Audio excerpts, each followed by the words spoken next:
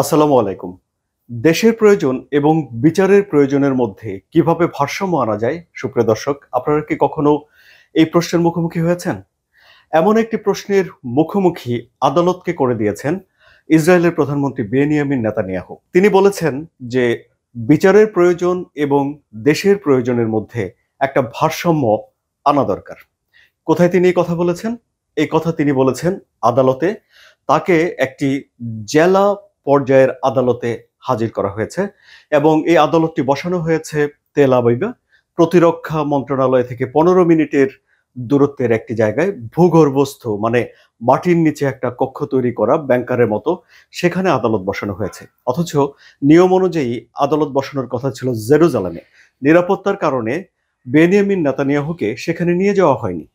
এই যে Benjamin Netanyahu আদালতে গেলেন, কেন গেলেন? তার বিরুদ্ধে অভিযোগ কি? অভিযোগ ৩টি। ১ হলো ঘুষ, ২ হলো জালিয়াতি বা প্রতারণা এবং ৩ নম্বর হলো বিশ্বাসভঙ্গ। যদিও তিনি সবগুলো অভিযোগই অস্বীকার করেছেন।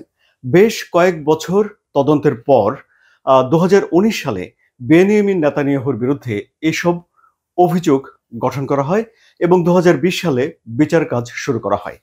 ২০২০ সালে বিচার শুরু করা হলেও সাক্ষ্য গ্রহণের জন্য নেতানিয়াহুকে কখনোই আদালতে নেওয়া যায়নি। এই যে এত বছর পরে এখন আদালত বলছেন যে তাকে আর কোনোভাবেই সময় দেয়া যাবে না এবং আদালতে হাজির করতে হবে।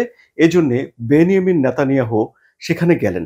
এই যে তিনি ইসরায়েলের প্রধানমন্ত্রী হিসেবে একটা ফৌজদারি মামলার মুখোমুখি হয়ে আদালতে সাক্ষ্য দিতে গেলেন, এটি সেদেশের ইতিহাসে প্রথম কোনো প্রধানমন্ত্রী এভাবে আদালতে হাজির হলেন। শুধু এখানেই শেষ নয়, বেনিয়ামিন নেতানিয়াহু অনেক ধরনের চাপের মধ্যে রয়েছেন। যেমন যে জিম্মিদেরকে হামাস ধরে নিয়ে গিয়েছিল, তাদের মধ্যে এখনো ১০০ জনের মতো জিম্মি আটকা আছে হামাসের হাতে। তাদেরকে ফিরিয়ে আনার জন্য ট্রিমেন্ডাস প্রেশার রয়েছে বেনিয়ামিন নেতানিয়াহুর উপরে। এমনকি এই জিম্মিদের যারা আত্মীয়স্বজন রয়েছে তারা এবং তেল আবিবের জনগণ বেনিয়ামিন নেতানিয়াহুর বিরুদ্ধে বেশ কয়েকবার বিক্ষোভও করেছে রাজপথে নেমে এবং জনমত জরিপগুলোতে বেনিয়ামিন নেতানিয়াহুর জনপ্রিয়তা কম আছে বলে দেখা গেছে। এই যে এই চাপ, তার উপরে যুদ্ধের চাপ এবং এই সব কিছুর উপরে এই যে দুর্নীতির এই মামলা বেনিয়ামিন নেতানিয়াহুর বিরুদ্ধে, এটিও তাকে এবং তার রাজনৈতিক ক্যারিয়ারকে একটা ভালোই চাপের মুখে রাখছে। ফলে তিনি আদালতে সাক্ষ্য দিতে গিয়ে তিনি বলছেন যে তার বিরুদ্ধে যেসব অভিযোগ আনা হয়েছে সেই সব অভিযোগগুলো মিথ্যে, বানোয়াট, এমনকি হাস্যকরও।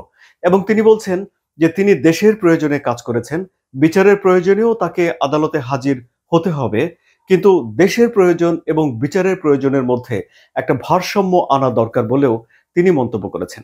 তিনি কি বলছেন?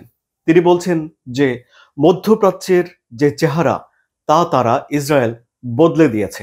৭টি ফ্রন্টে লড়াইয়ে বেনিয়ামিন নেতানিয়াহু নেতৃত্ব দিয়েছেন এবং এই কাজগুলো তিনি একই সঙ্গে করতে পারবেন বলে আদালতকে জানান এবং এই কাজে তাকে মনোযোগ দিতে হয়, মনোযোগ ডিমান্ড করে। ফলে তার আবেদন হলো যে বিচারের প্রয়োজন, অর্থাৎ বিচারের প্রয়োজনে বেনিয়ামিন নেতানিয়াহুকে আদালতে হাজির করা।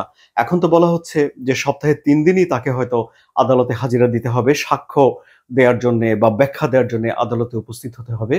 তো তিনি বলছেন যে আদালতে হাজির হওয়া বিচারের প্রয়োজনে এবং দেশের প্রয়োজনে এই লড়াইগুলো করা, যুদ্ধকে চালিয়ে যাওয়া এবং সেখানে নেতৃত্ব দেওয়া, সেখানে মনোযোগ দিয়ে কাজগুলো করা, এর ভিতরে একটা ভারসাম্য হওয়া দরকার।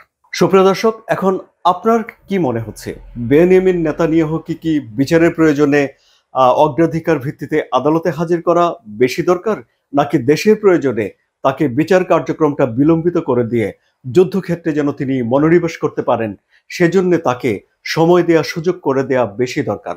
ইসরায়েলের সরকার এবং বিচার ব্যবস্থা কোন সিদ্ধান্তের দিকে যাবে বলে আপনি মনে করেন? কমেন্টে জানান। আর এই আলোচনা যদি ভালো লাগে তাহলে সাবস্ক্রাইব করে এই চ্যানেলটির সঙ্গে থাকুন, লাইক দিন, কমেন্ট করুন এবং শেয়ার করে বন্ধুদেরও দেখার সুযোগ করে দিন। ধন্যবাদ সবাইকে।